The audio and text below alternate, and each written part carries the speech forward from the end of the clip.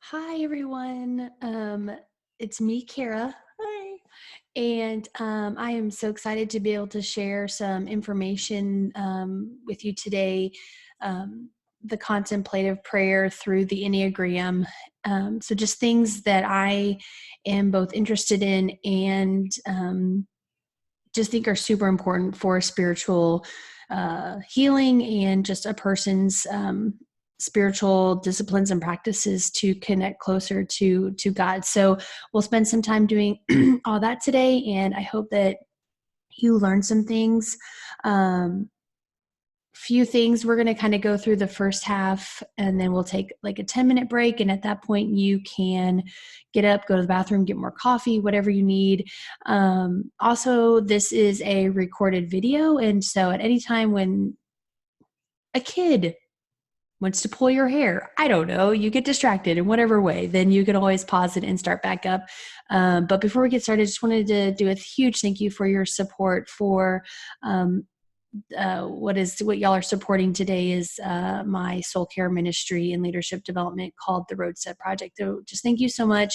And after this video, please give me your feedback. And if you have any questions to kind of follow up from this workshop, we can definitely do that. And at the end, I'll show you ways that you can connect with me if you haven't already. So that being said, I'm going to pull up the PowerPoint and we're going to get started.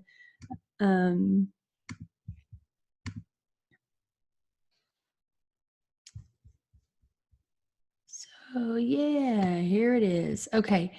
So again, this is the contemplative prayer through the Enneagram workshop.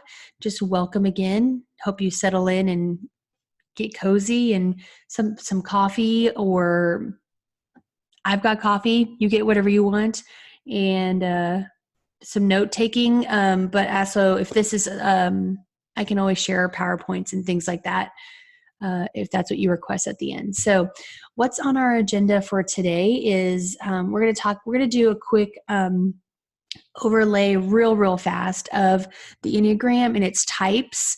So much so that I will give you all resources that I encourage you if you want to go deeper into your Enneagram type, which I highly recommend, highly recommend. I can give you resources as well as if you want to know more about that, I can give you resources of people in the community and things like that. So quick brief interview of the Enneagram, and then we're going to get more into what is contemplative spirituality and its importance and how it has been a lost art up until recently. I feel like it's making a comeback. And so just why is it important? And then we're going to do a quick talk about how the contemplative prayer relates to the Enneagram and how we can kind of combine those two things. So that's kind of where we're headed on this journey today. And so welcome. Thank you for joining me today. I wanted to kind of let y'all know that why I do what I do. So recently I became a certified spiritual director and have just found so much excitement in it, in that it's a piece, I feel like, connecting people to God and healing from soul wounds of the past, present, how people grew up and how they see things. The spiritual aspect is a huge piece of that. And so through me, the way that I see spiritual direction is a safe space to where I can guide people to find healing through those things, or excitement once again, or reconnect to their presence with God. So that's why I do what I do. Why I'm doing this in particular today, because I really find an interest in being intentional and focused in practices and rhythms. And those are things that help calm us from our daily grind. And I love the Enneagram. I think that it is life-changing for individuals as well as relationship-wise. At least that's what's done a lot in my life. And just be more eye-opening to people around me. So I believe highly in both these things and geek out a lot with these things. Geeking out. Again, what I hope you'll get out of this is just a beginning excitement for what the Enneagram holds for you, and that you would explore that more deeper, as well as just kind of beginning again this journey of reconnecting in a contemplative state, and how to do that when our life is so crazy and busy. So the intro to the Enneagram, here's kind of a picture of it. There are 9 types. And then but then it's divided into three centers, which we'll talk more about. So what we'll do is we'll talk about the centers a little bit, and then we'll talk about the 9 types. How I encourage people to do the Enneagram discovery is not by taking a test or an assessment, because I think that tests or assessments, we always want to answer those the way that we want and feel like. And Enneagram is really digging down deep and what are your motivations. And so it's more of a journey and exploratory type personality typology type thing. So what I always encourage people to do is we're going to, the 3 centers, whichever one you most resonate with, there are 3 types within that center. And so I always encourage people to think about the centers, which one resonates with you, and then explore each 3 of those types within the center, so that, and if any of those resonate with you, that's a great start, right? So that's how I kind of recommend the journey to begin. So like I said, there are 9 types, but then the 9 types are divided into what we call intelligent centers.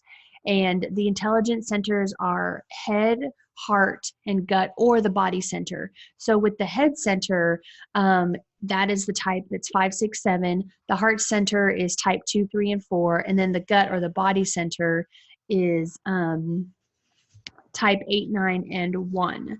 So here is more of a breakdown of what that means. What is each, I'm going to define to you what is each intelligent center, and which one, and just be thinking about which ones you resonate. That's kind of the goal of today.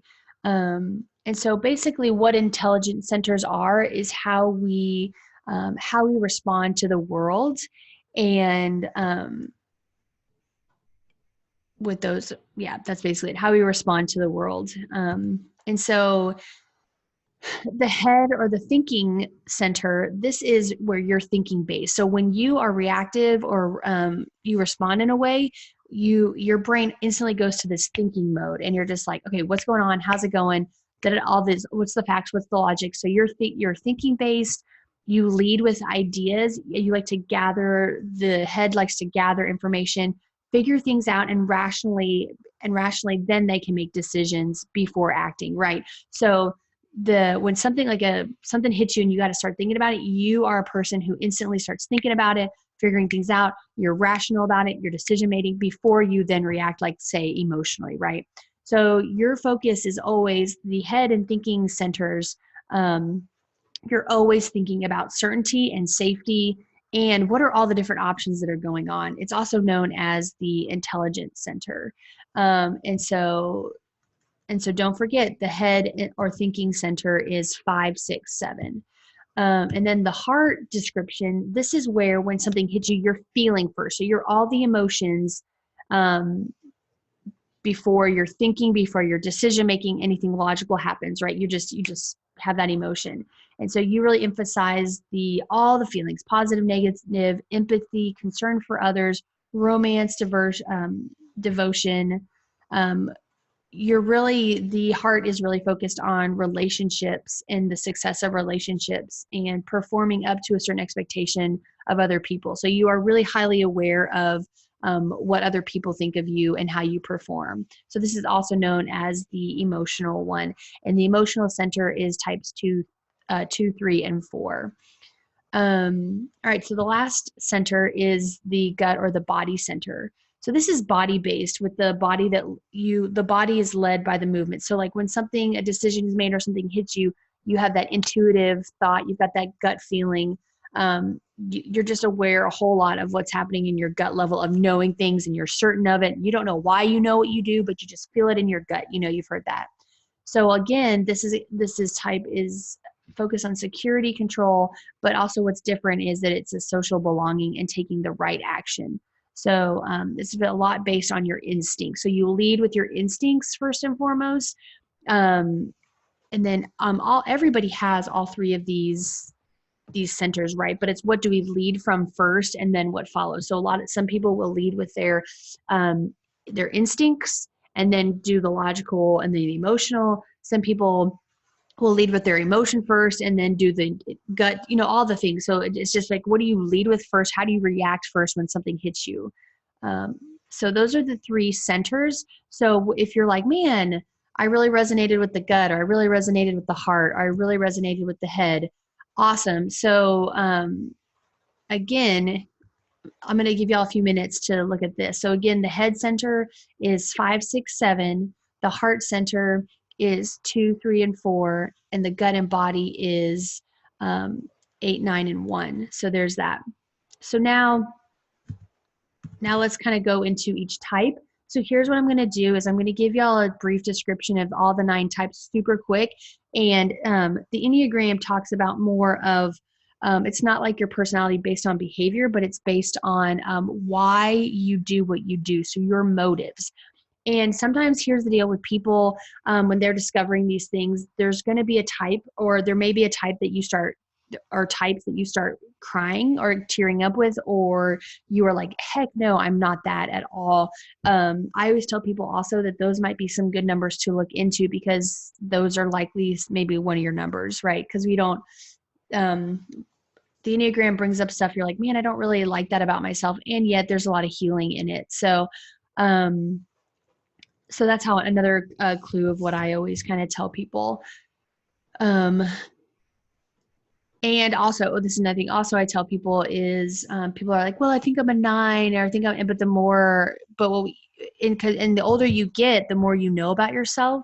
And so to figure out what your type is, you got to go dig all the way back to maybe your 20s, because in your 20s is when you're really developing your skill and who you were, your own identity and all that. And so your 20, if you go back to your 20s and who you were there, and why, and really thinking about why you did what you did, that's a huge indicator of what your type is, right? Because that's sometimes why a lot of people have trouble finding their type, because they've grown, they've matured, they've had experience with the world, and so their true type can sometimes be hidden in that now that they've gone through life, they portray as another type, but really deep down they are their true type. So I've never seen it where anybody can be more than one type is another thing.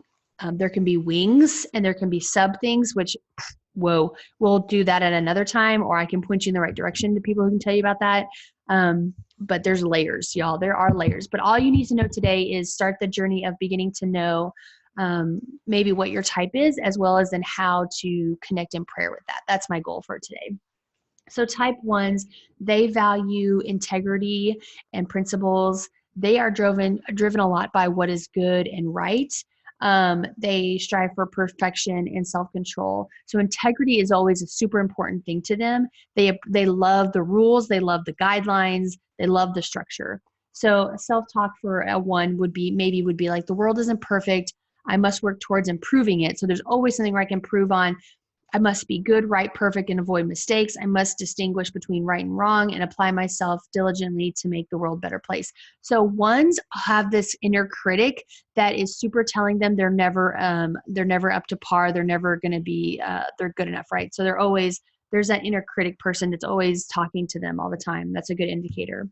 Type 2 is, type 1 is called the reformer. So here's the deal too. Every place you might look is people have labeled names for the types. I don't really like to do that because sometimes that turns people off to the names, but some people do. So type 2, they need to be liked and appreciated. They value relationships as a result of kindness, generosity, and self-sacrifice are important to them. So they are the helpers who will go to all lengths to serve people. And as that seems like a really awesome thing in hospitality, it's kind of, what's the motive behind it? Are you helping people because you're just trying to be hospitable, or are you helping people because you want to be seen, you want to be appreciated, that helps you feel loved, right? When you are doing that. So that's kind of how you know the motive of, for type 2. Strive to make the world a more loving place, offering support and attention to those they care about. So self-talk would be, people depend on me for help, which may or may not be true.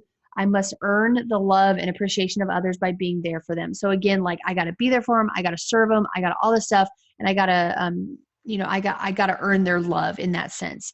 I'm only worthwhile if I'm liked or needed. I deserve love because I am loving. So I'm serving you, and that's my way of loving you. And so I deserve to be loved back, is what a 2's inner motives are. The 3 is they value achievement and want to be the best. So they're the achievers. They perform highly. They love results. They're efficient. They recognize that image is super important to them, especially to those that they hold in high regard. That is somebody who is like who they really want to impress and talk about all the time. They strive for success in their chosen field and tend to be highly flexible and willing to adapt to achieve their goals. So basically this idea of like they do love rules and structure until they don't, right? So it's only they like the rules and structure until it benefits them. And if it no longer benefits them, then they will find another way to go around it in order to achieve their end goal and to reach that high performance that they expect of themselves and feel that like their respected people expect of them. So, yeah, like I said, they have an over need for achievement. They want to be self-important. And so a lot of that stems from feeling if they've achieved it and they performed it, it's that self-worth that is built on what they do. So some self-talk with this would be the value, the world values winners. I must succeed at all costs. I must avoid failure. I am what I do to earn my place, and I must be the best at what I do. So that's a 3. So again, as I'm going through these, just be thinking about, do any of these super resonate with you? Are they hitting you hard? If you're like, there's motive, it's like what you did, why you do what you do. So it's the motivation of why you do it. So start thinking about like, why do you do what you do, some of the things you do, and it'll hint you to some of these types. Type 4. Sorry, y'all, just needed some coffee to keep going. I don't think I did, but I've got espresso on there, so it's good. Overview of type 4. So this is a person who is motivated with the need to express their uniqueness and be authentic. That's super important for 4s. They value individuals and they are highly emotional. So their feelings, their self-expression, their purpose is so important to them. They like to have a purpose in what they're living for. If they don't, it doesn't really matter, all that kind of stuff. They're the romantic at heart. They appreciate beauty and creating meaning for themselves and for others. And so the type 4, they also have an inner voice but it's more of like, I should have done this better and I should have done that, or I should have been a better friend when, or I should have, there's a lot of I should haves, whereas the inner critic for a 1 is like, you're not good enough. You're not perfect. There's a lot of hate going on there. So self-talk for a 4 would be something's missing. So a 4 always feels like something's missing in their life. And there's that tension of something's greener on the other side. So something is missing. I must find what is missing in my life. I must be true to my purpose and express my authentic self. I must create. So that's a 4. A 5 is they have the motivational need to be known and understood. To know and to understand. So these people are really looking for answers. They're always looking for, like, they're the investigator. They're investigating things. They're seeing ins and outs of stuff in order to help them understand better. They value making sense of the world around them as it results to objectivity and to knowledge. And those are 2 super important things for them to have, those 2 things. Otherwise, they're like, I don't get why we're doing what we're doing. Like the whole feelings and romantic thing, they'd be like, I don't get it for, right? They try to be independent. They love to be private. They tend to conserve their resources and ensure future independence. So 5s have low tolerance for and low energy to expend. It's time is just super valuable for them, and who they hang out with is super valuable for them. So if you are a 5 or a 5, and that feeling of like, I only have so much to give, then that's a thing. And so it's huge if you know a 5 in your life and they spend time with you, then that's huge, because they just only have so much to give because they're super private and they have a low threshold for energy. The world is intrusive. I must protect my resources and energy. So their energy is super high on their priority list. I must be self-sufficient and not depend on others too much. Must understand and make sense of my world. I don't need much, but I need my space. So that's a huge, huge piece of a type 5. If you're an introvert and you're like, I like my space too, Kara, but I don't resonate with this, well, then you just like to be, you're just an introvert. It's the things, it has to be a lot like, do you like knowledge, and is that super important? And is that how you make sense of your world, through objectivity and knowledge and all those things, so that's how. There's more than one way to, you can't just be one thing out of a type. You have to really like read about the types and go, oh yes, I resonate, that sort of thing. A type 6. So these are people who value security and belonging. And this just stems because they always want to be prepared and they want to be safe. Safety and preparation is a huge, huge thing. Loyalty and trust are really important things. And they just strive to be that responsible person and prepared person at all times, right? They have a tendency, sixes tend to worry excessively, just for fear of they don't want to let down any of their defenses in case something pops up, right? So these are the people who, if you ask them what they do to like keep their house secure, they'll be like, so I lock the door with 5 different locks, and then up the stairs there's a booby trap, and then there's a bat by my bed, and then if that doesn't work, there's a tripwire by my thing, and oh yeah, I've got a way to escape in 5 different ways if this happens, right? Like that's somebody who like I was talking to a friend the other day, or she was telling me through a Marco Polo that her husband at their door has his keys, has his wallet, but then he's got like this survival kit, like like all like this kit that you would do for first aid, right? And just like all this stuff, and you're just like, I mean, not everybody does that. That's his norm, but like that's not everybody does that. I don't do that. So, that's kind of how you're like, oh, this person's always worried about and fearful and thinking about how to be prepared for stuff. And so maybe you're like, oh, that might be a 6, or that might be me. Type 7. These are the let's be at Disney World the whole time type of people. They need to express life in the fullest. They love to avoid pain. They are very surface level people. And because when you go any kind of deeper, it just freaks them out, right?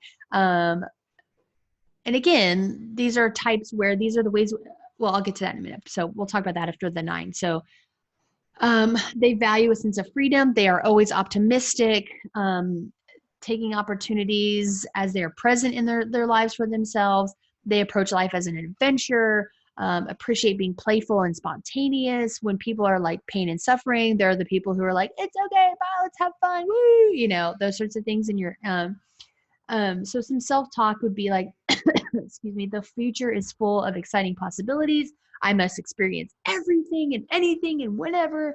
I deserve what I want.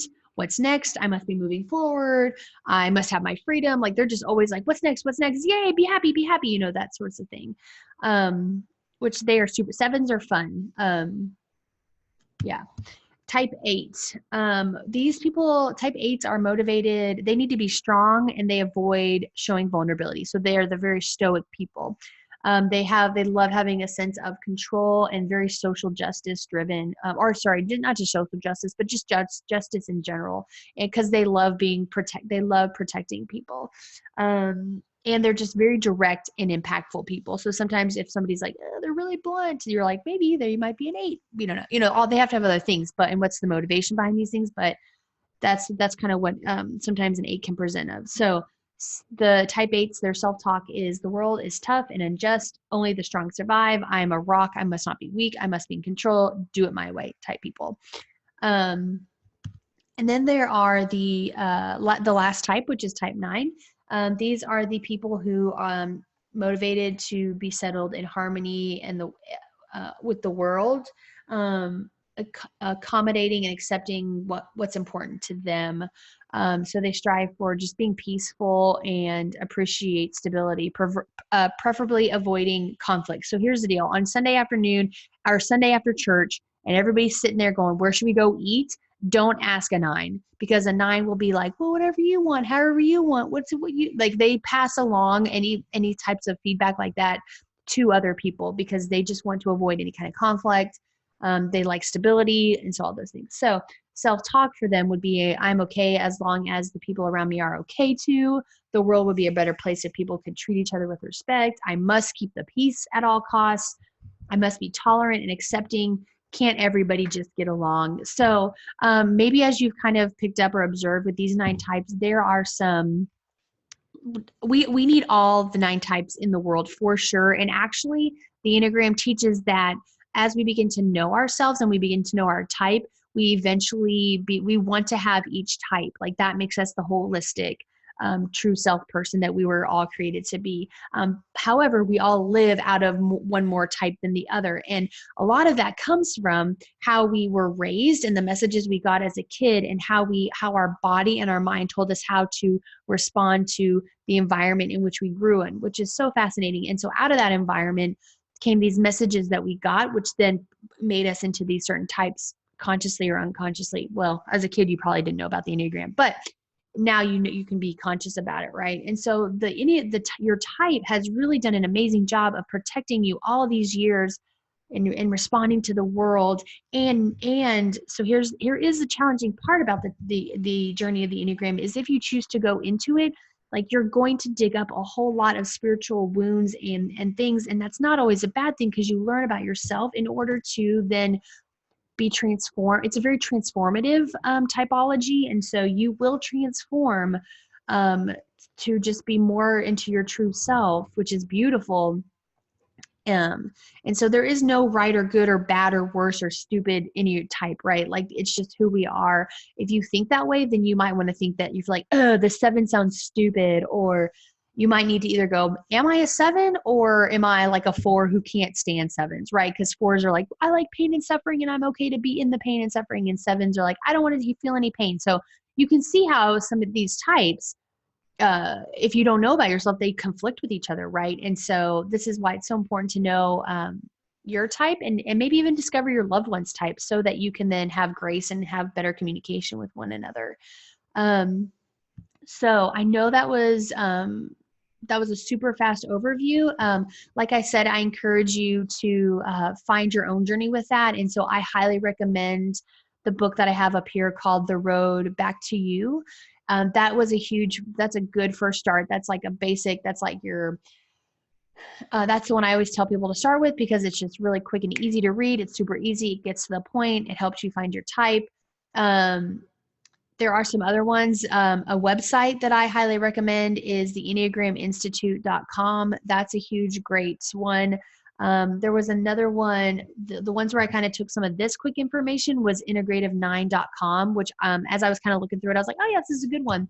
Some of the books that I found inspiration today from for our contemplative things in particular is the Sacred Enneagram. A lot of material will come out of that book and those ideas, as well as there's a book that is called Using the Enneagram in Prayer.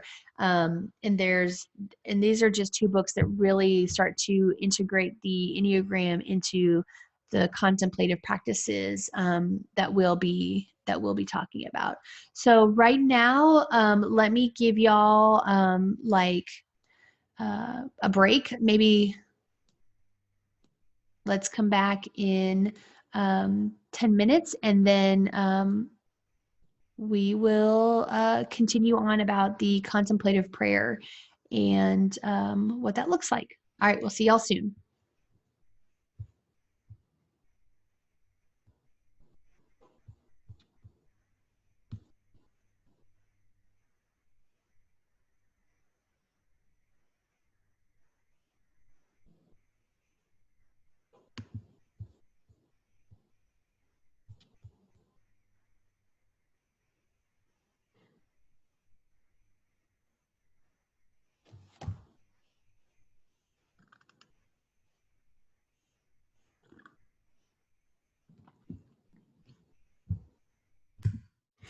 Okay, so we are back, and hope y'all got whatever you needed, drinks, snack.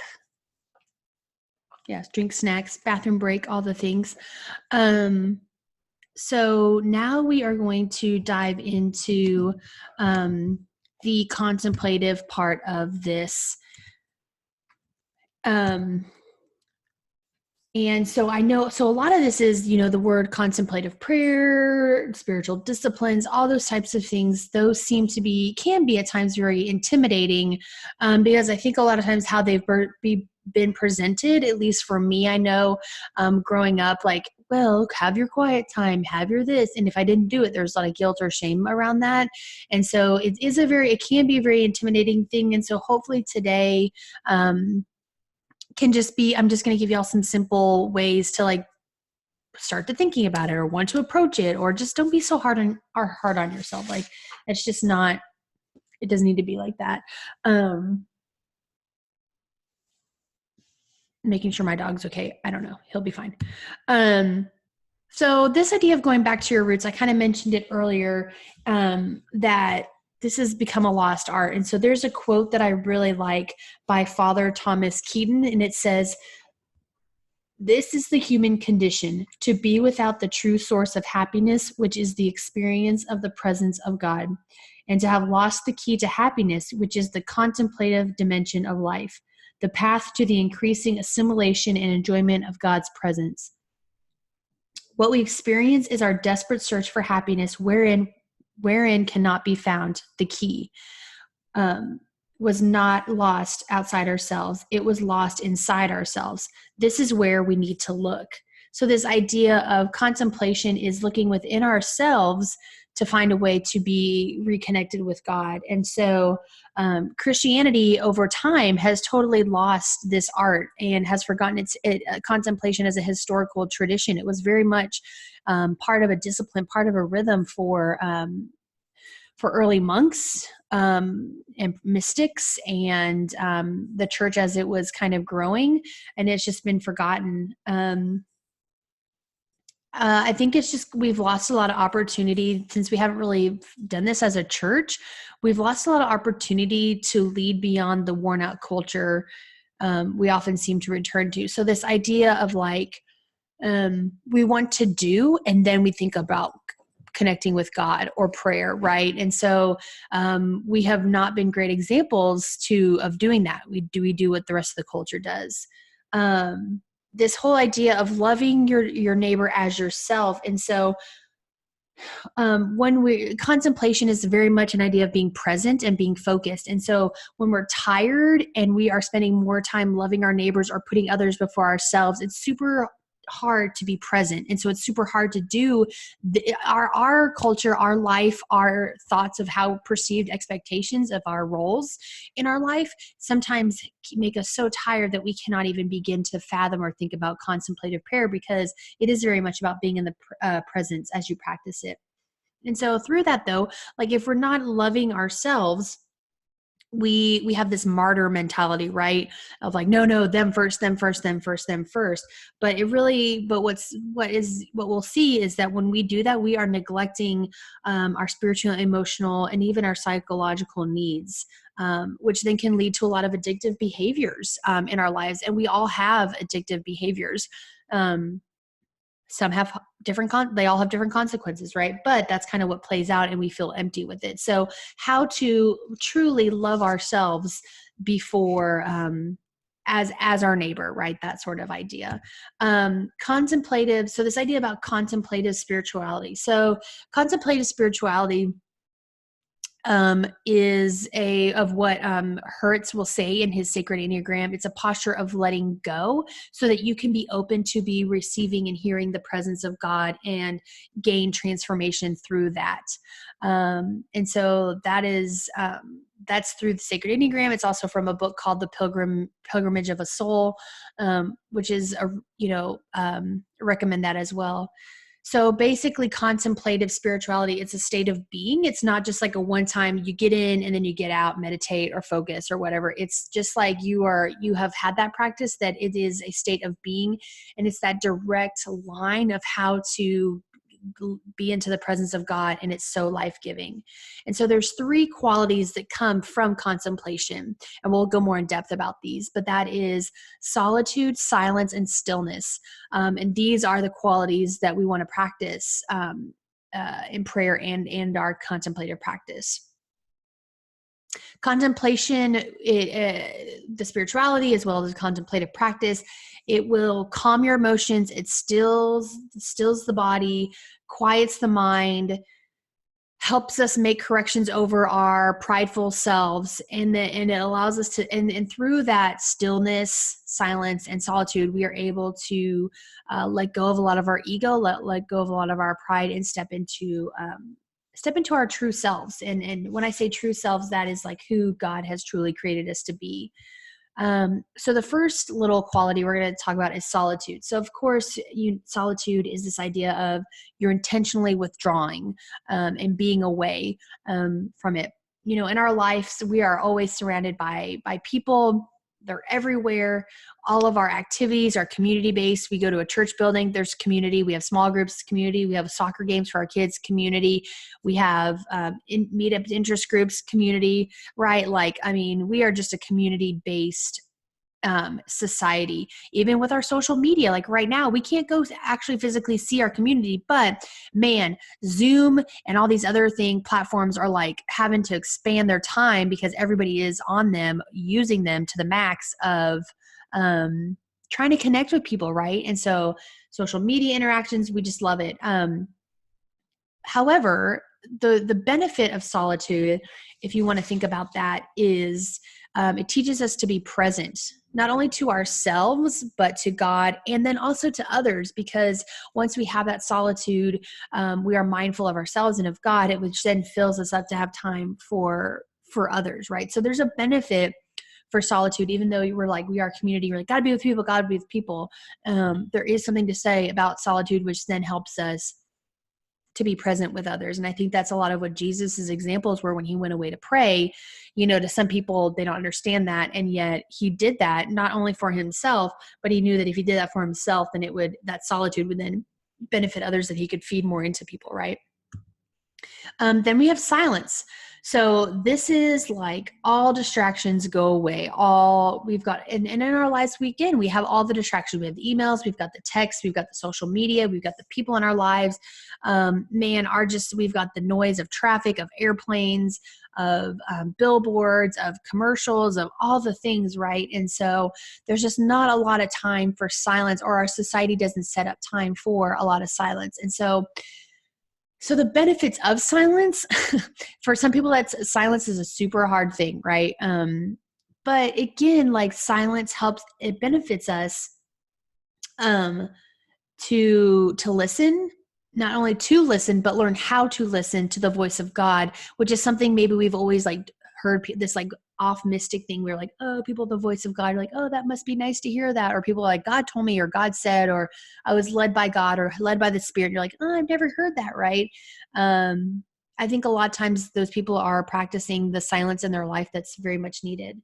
Here's a quote by Hertz that I really like from his Sacred Enneagram book. He says, in silence, God will do for us what we cannot do for ourselves. So it's this idea of when we are silent, we allow God to start moving in our lives, and the things that we cannot do, whether it's with other people or for ourselves, in the silence, God helps us move towards that transformational self, right? To transform. So in these things, like I said, it can be super intimidating to even start thinking about contemplative prayer, or you're just like, oh, the monks did that. That's what monks do, right? But each of these works, silence, solitude, and stillness,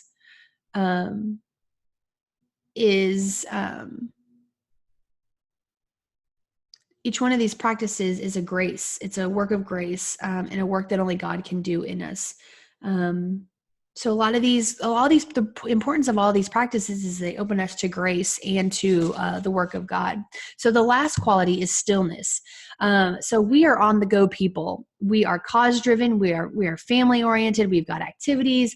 If not, we've got to do more. Like if any time we're at a time where it's seems like everybody's hour has to be scheduled and filled with doing something. So you've got all the lessons for the kids and the sports for the kids, and then you want to do stuff, and then you've got work, and then all this stuff. And so it's there's never just we've put so much into our lives that we need to start taking stuff out to simplify our lives, right? So maybe it's, I don't know, that's another, nope, not going to do that one. That's a whole nother conversation of simplicity in our lives, minimalizing things. But yeah, we do have pressure to do more, be a part of things, volunteer for things, be your kids this or that for the classroom or the PT, all the things. But what is great is stillness. And if that's really a conscious thing, an intentional thing that we're living, the benefits are we learn restraint. So to say no, and then we learn restraint to discern what God is to discern what engaging with God looks like. So we're still. So then we begin it helps us to really then go, oh, what is what is it that God wants, and it's kind of one of those things of like stillness. We kind of go away from it because we can start hearing our inner thoughts, our inner feelings, or all that stuff. So we try to avoid it. And I think we try to avoid these 3 practices if we're going to be honest. And so, but we have to have the intention to stop the busyness in order to not experience burnout or exhaustion, because then that's not good for anybody in the community. And in fact, it's kind of one of those things is we think we got to keep going and keep going to help save the world, but I feel like the more we do that and think about others before ourselves, the world is actually getting worse and worse. And so contemplation really takes time to be with yourself, and then to be with the presence of God, to then help you go out and do the things that you need to go out and do, whatever that looks like in your day and your life. So the benefits to the elements being stillness, solitude, and silence.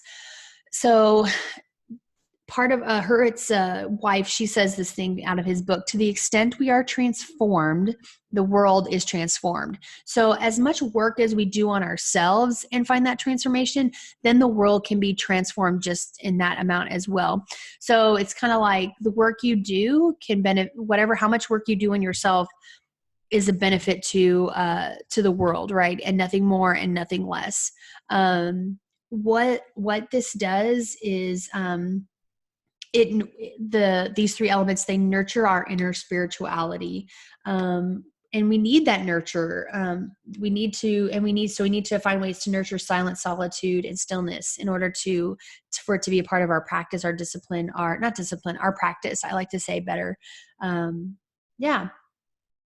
Quiet our minds, we tend to, like I said, avoid it, because what it does is if we're like, oh man, if we step into silence or solitude or stillness, what are we going to figure out? What are we going to learn about ourselves? And what are we, I don't know if I want to go there and all that. And yet it really, and so when we avoid it, it really stunts our awakening growth and development. So by avoiding and not really using this as a practice in our life, we're really taking steps towards developing into our full true self. It brings us back to our heritage that we have forgotten. Like I said, early Christianity, people were doing this, and there was a reason for it. It offers ways for us to acknowledge how to become transformative. Here, the thing is like, this is a great practice that contemplative spirituality is just a great implementation of our life, in that we're never complete, and we need to learn more stuff about ourselves in order to be more Christ-like, right? But in order to do that, we got to dig up some real soul stuff, right? And that's not always fun for people. Helps us reconnect with God in deep and focused communion. And so these are the 3 elements that help us to find that intentional, focused life that we want.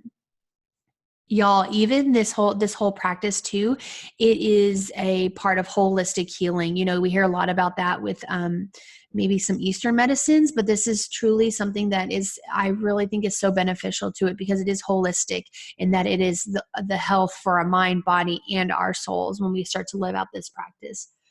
It ensures, and it also, in doing that, it ensures wholeness in both community and personal arenas in our life. So it's not only helping ourselves, but communities become transformative when this is a life that everybody partakes in. All right, so now we're going to do some basic discoveries of contemplative prayer through the Enneagram and what that looks like. So again, like I said, is when we start to integrate silence and stillness and solitude into our Enneagram type, sometimes that we become very aware of our emotions, maybe what we feel are our failures.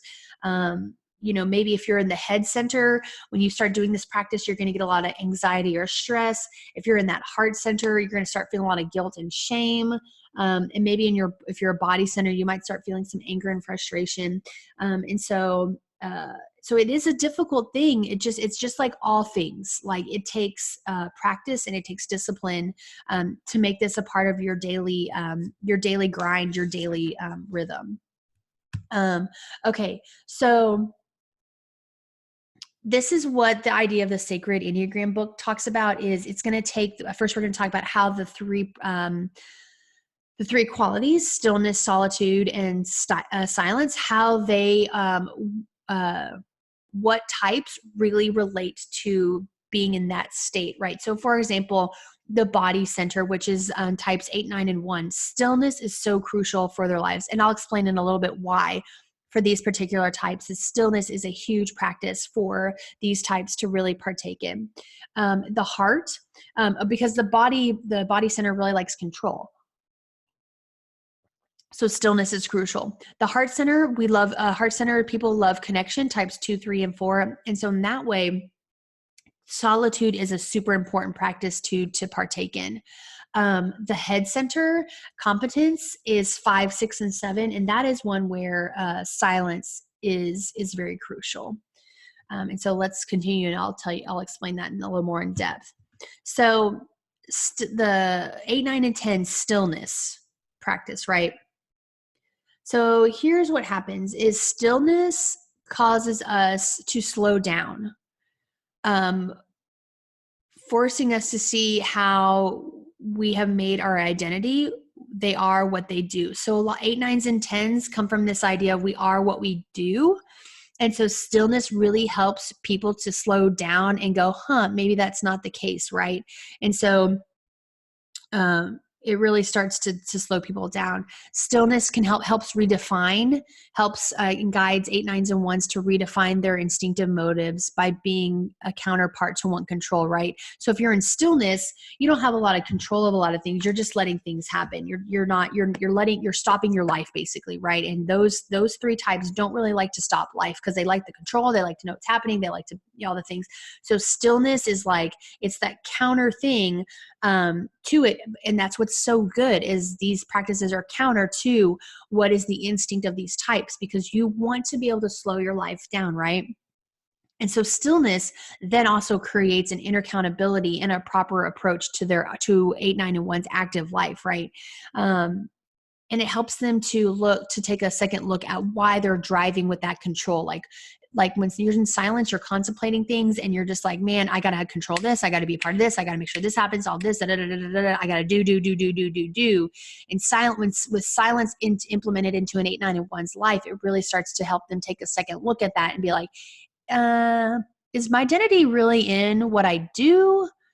Let's stop and think about that, right? So stillness is the practice that helps to slow 8, 9s, and 1s down, to be contemplative, to be in the presence of God.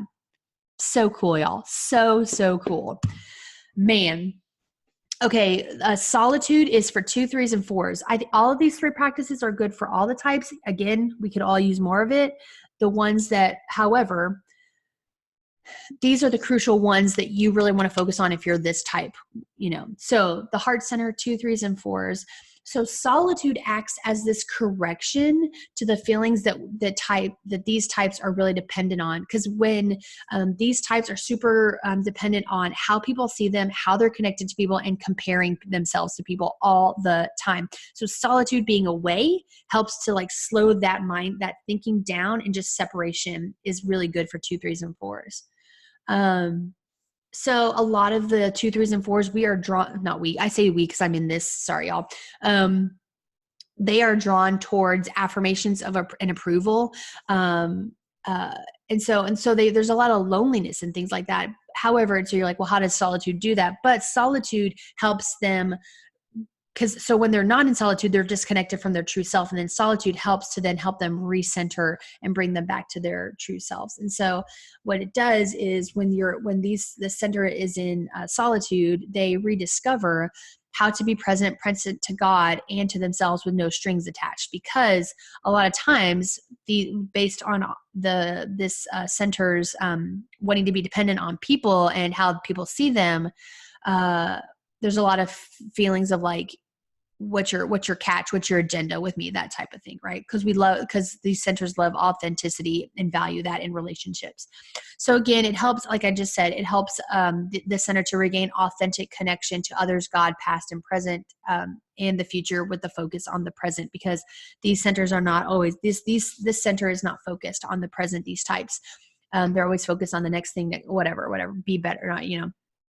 So solitude for them, because they are so dependent on people, and that's where they find their identity. And and like strings are attached. So the conditional love that they feel a lot, solitude helps to kind of recenter them and refocus them and to regain connections with the right things and in the right way, first with God, and then they can readjust with others and things like that, right? Silence, 5, 6, and 7s. This is the head center. So again, these are the thinkers. These are the head people, the logic people. So they always have noises in their heads that cause distractions, right? For the good, for better or for worse. And so silence helps them learn how to listen to God's voice, a voice that might have been unrecognizable for them. It helps them realize when they get into silence that God helps them to get silent and realize, oh man, God is for me and so are other people. And I can actually, when I'm silent, I can actually hear my spouse, my partner, whoever giving me encouragement in that, whereas they drown that out a lot of times. Right. So it also helps them listen to themselves, their fears and their desires, right? But silence is also a super scary thing for 5, 6s, and 7s because again, they are fearful of what will become uncovered if they kind of do that, right? So silence is good, is crucial for 5, 6s, and 7s. Solitude is crucial for 2, 3s, and 4s. Stillness is crucial for 8, 9s, and 1. So hopefully that's making sense. If y'all have any questions, because we're not live for this particular workshop, if you want to shoot me an email or message me on Facebook or whatever, I would be happy to answer your questions. So just keep that in mind. If you're like, I don't get it, I can help explain it more for you offline. So this idea of, okay, praying from our centers. And so this is a whole nother conversation. But again, the point I'm trying to make from this is we learn how to pray from our centers because we have gained messages throughout our life that are not necessarily our lies and things that are not necessarily true. So things like, so now one has this idea that there's 3 lies that people can live out of. So I am what I do. I am what others say or think about me. I am what I have. And then there's a teaching by Keaton called the Programs of Happiness. And those are power plus control, affection plus esteem, security plus survival. And so those are things where you can learn more about those and Google it, but that's also kind of messages that you get. And so it's so interesting that that Nowen and Keaton, and then y'all also, it says this one column says Jesus's temptations, which comes out of Matthew 4, where Jesus goes into the desert and is tempted by the devil, right? And so the devil, if you will read that story, which is just like crazy how this is all connected, but Jesus' temptation, tell these stones to become bread, throw yourself down, all of this I will give you, right?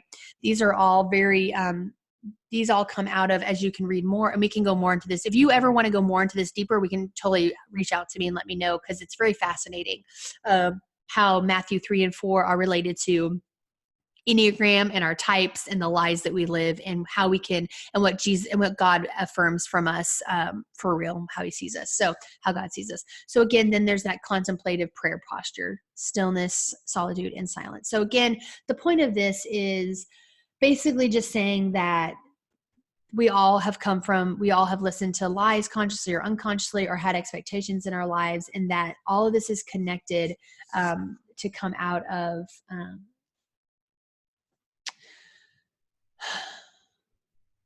how we can be in a posture to reconnect, to help us learn the truth and become the true selves that we are. That's kind of the point I'm showing in this slide.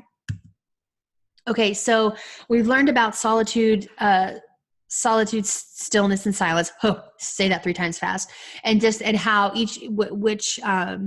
which posture is really good for each type, right? So now we're going to go into this thing called harmony triads. And so you've learned about the types, you've learned about the centers, you've learned about the types, and then you've learned about the silent, solitude, and stuff. And so now we're going to see these harmony triads and how which triad is good for which type, because that's the posture in which and how you engage your practice of contemplation, right? So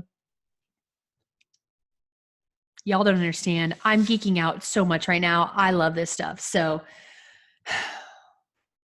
Okay, here we go. I'm done. Harmony triad. So our intention, our contemplative intention of how do we engage in solitude? How do we engage in silence? How do we engage in stillness as it relates to our type, right? Because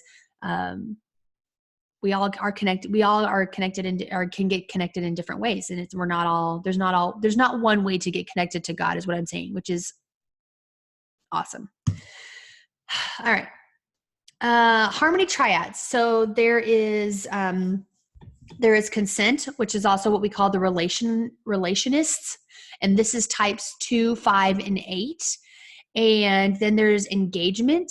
And this is the pragmatics, which is 3, 6, and 9. And then there's rest. And these are the idealists. And this is 1, 4, and 7. So here's what I want y'all to know is that when we were talking about centers, and then we are talking about the solitude, silence, and right? Like, people have done research, observation, have kind of learned how to integrate based on type. So like consent doesn't match one or the other. You know what I mean? Like so that's why you're like, what? I thought like 1, 8, and 9s were always in the same thing together, and 3, 6, 9s were like 2, 3s, and 4s were always together. Like that's not, when we start getting into the contemplative side of this with Enneagram stuff, the numbers kind of change because we start talking about different things. I hope that makes sense. If it doesn't, y'all, please reach out to me and let me know. But anyways, so here are the harmony triads: consent, engagement, and rest, right? So let me explain this a little bit further. So the relationship, relationists, there we are. I said it the third time.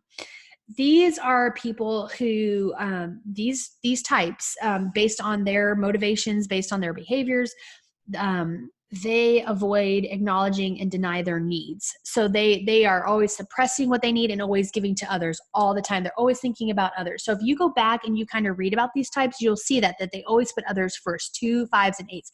So they avoid acknowledging their own feelings. So what they need to do is consent, which consent in this case means an active agreement to give of myself, an offering of love. So this idea of like, I consent to embracing this contemplative life, right? I'm in agreement with it because I know it'll give me love, and I'm offering that self to me because I don't ever offer anything to myself, right? So in this case, 2s will consent to solitude, right? Remember I said, back up here, see, 2s need solitude. So this is where this is connected, right? Where am I? Oh yeah, right here. I'm sorry. So 2s consent, so actively agree to give of themselves into solitude. So they consent to solitude. So they, in this case, when they are practicing this, if it's a 2, they agree to be alone with God and not to please everyone. Like that's when they're in that space. They're like, they know that they can't please everyone, and they are okay to be alone with God. 5s consent to silence when they are practicing contemplation, because then they are choosing to trust God, that God will be there when their minds are at rest. So that when their brains are always thinking, always trying to be logical, always be rational, that they have consented to the practice of silence, because then that means like, hey, I'm choosing to trust God and that God's got it, that sort of thing. 8s, they consent to stillness. And so basically when they're doing that, they're choosing to stop and to let go of their need to be in control at that point, right? So this is a harmony. The consent triad is people who can't let go, and to refocus on the presence of God and how God is active, excuse me, and available in their life. Does that make sense? So now we go to the pragmatics, and this is engagement, which means, so the pragmatics, they hold on to what they desire. Like they are dependent on that. They want that admiration. They want to feel that confidence. They want to feel that harmony, right? And so engagement, what this means in this case is it means to show up. So to intentionally become aware of your needs by resisting the tendency of resignation, which can lead to addictive behaviors to retreat. So a lot of pragmatics, instead of engaging, they just shut down, and then they turn to other things that are addictive for them, whether it's seen or unseen. because when they don't feel like there's admiration or confidence or harmony, that's what they want to do. They want to just crawl up in a hole and stop talking to people. So this is 3, 6, and 9s. Yep. Okay. 3, 6s, and 9s. So basically they're just trying to show up. Like basically they're engaging instead of retreating. And how 3s engage with solitude. So 3s, they access a part of their heart that is lost, see it as a gift and not to get away from people as it fuels their self-nurturing. So 3s, when there is not harmony or they don't feel admiration or they don't feel confident, they want to retreat. And solitude might seem like it's a bad thing then for 3s. However, it's actually what they need because they see it as a gift. And they can see that it's self-nourishing, the positive of it, right? Like they're not just, their motive is to retreat, but it's for because they don't want to engage in themselves or with God or with others. And so solitude helps them see that it actually is self-nurturing for them, and to re-engage, that they need to re-engage with people, and do solitude in the right ways. Yeah. So 6s engage in silence. And this is that idea of 6s are fearful and anxiety. And so what happens when they engage in silence, they are overcoming those fears, they're overcoming that anxiety. And there's a lot of courage that starts to emerge as a 6 will engage in silence, their harmony triad. A lot of time, just like anything, when we feel like things are silent, the 6s especially feel this, but when things go silent in our brains and in our lives, there's a fear that all the lies that they've heard will be magnified by thousands, that they just don't want to hear. Things they've been told their whole life, they're scared to hear, but silence allows them to hear what they might not be able to hear, i.e., I'm a child of God, you are valuable, you are loved, you are all the positives, right? So that's where engaging in silence really, it might be scary. And yet when they do it, there's this courage where they actually start to hear truths that others and God are saying about them. So it's really great. 9s need to engage in stillness. And so this helps them discover attention to their intention, this to make a conscious intention to be present of God. So a lot of times, the 9s are the peacemakers. They want everybody to be happy. They just don't want any conflict, blah, blah, blah, all the things. And so really when they are engaging in stillness, they are then discovering their intention and what they want. And then it just being in the presence of God connects them to that. So last, we've got the idealist. And so this idea of the triad is rest. And so what happens with idealists is they never feel like they make it. There's always something better. They're not enough. The thing they do is not enough. They never feel like they're going to attain their idealized notion of what they desire. And so it's really exhausting for 1, 4s, and 7s because they're always trying to do the next thing to make it better. All the self-help books, all the purpose, all the things, all the resent. And so there's always this tension for them of drawing back because they want that authenticity, but then resisting, I got to keep moving.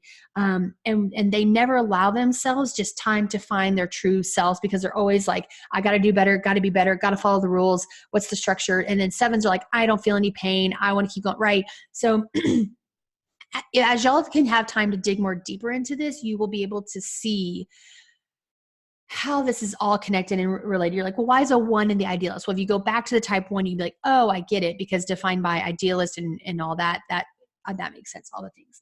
So a 1, a 1 needs to rest in stillness, just to allow themselves to breathe and to just have grace for themselves, that not everything is perfect and that they need to stop trying to fix everything, even themselves. So that is why helping a 1 to step into rest in stillness is so perfect for them to walk through. And it's so if you think you're a 1 or you are 1, do that. It will just help so much.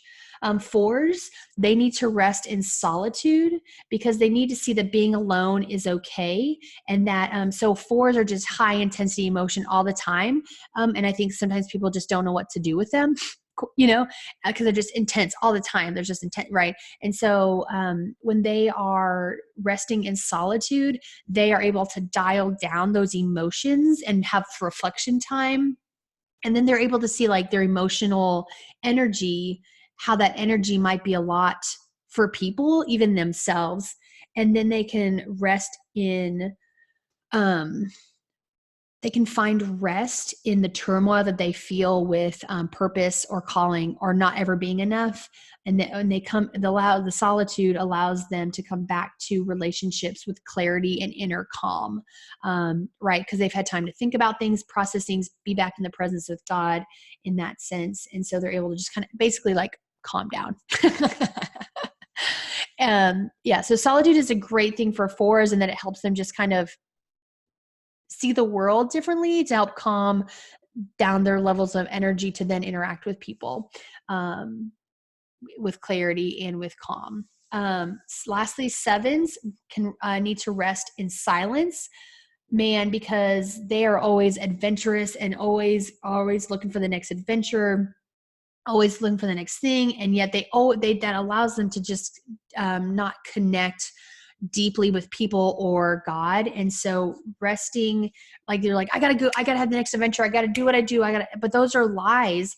And the soul just wants to keep looking for that. But those are lies that won't do. And the silence helps them see that the healthy part for the soul is that like, you don't have to keep looking for things that are exciting or awesome or whatever, because they are here right now in this moment. So silence for sevens is a great thing. So this is just the beginning of the journey that I have talked about. So today I've definitely done an overview of contemplation, contemplative spirituality through the lens of the Enneagram. And so this is just the beginning. And so this picture just shows like nines engage in stillness, ones rest in stillness, twos consent to solitude, threes engage the solitude, fours best in solitude, fives consent to silence, six engage the silence, sevens rest in silence, eights consent to stillness. And so this is just the beginning journey for all of us. I think no matter how long we've been doing this or all the things, but this part of the workshop is just the beginning of helping to discover your true selves. And so we learned how the intelligence centers, or the centers, then point us to our prayer and posture in a sense. And so that's all of this has helped to, each step along the way has helped us inform how to then have a contemplative posture for our lives, and how to find that inner nurturing our mind, body, and soul, to find that presence that is not always a part of our culture, or that is not one of the top priorities of our culture, right? So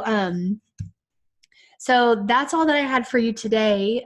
Thank you so much for being with me. I really appreciate it. You're not only with me, but you're helping to support the Roadstead Project Ministry, which again is the soul care and leadership development ministry that I am starting to that I have started and am working to create further. And so today is just one of those days that you're helping to spur that on. And just thank you so much for that. I hope you learned a lot and gained a lot of knowledge today about this introduction workshop to contemplative spirituality.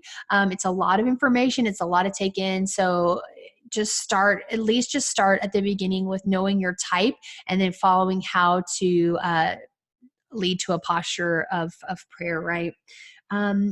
Make sure you check me out at the Roadstead Project on the things on the PowerPoint. You can email me. Like I said, if you have questions or comments or want more resources, please email me at roadsteadproject@gmail.com. You'll find me at Facebook. You can go to the Facebook page, the Roadstead Project. On there, you will find events, things like my soul care daily guided moments. So every day I do a guided moment, and it's a lot of how to center ourselves and be present.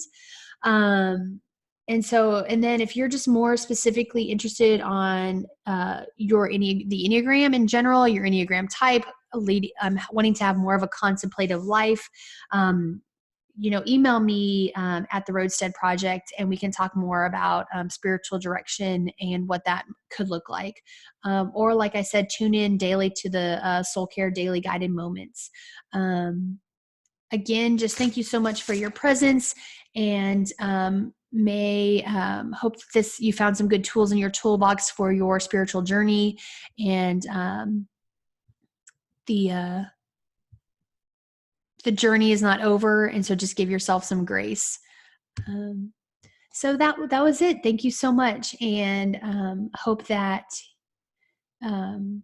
God is with you, and you just continue to discern. I just really pray as you continue to discover your Enneagram type that you start discerning and ask God for that discernment of what is my type and why do I do what I do, because it is so transformative. It is worth it to walk through it and to go through it. Because in the end, you'll come out a transformed person. So as always, thank you for your time. And until next time, namaste and shalom. Thanks, guys.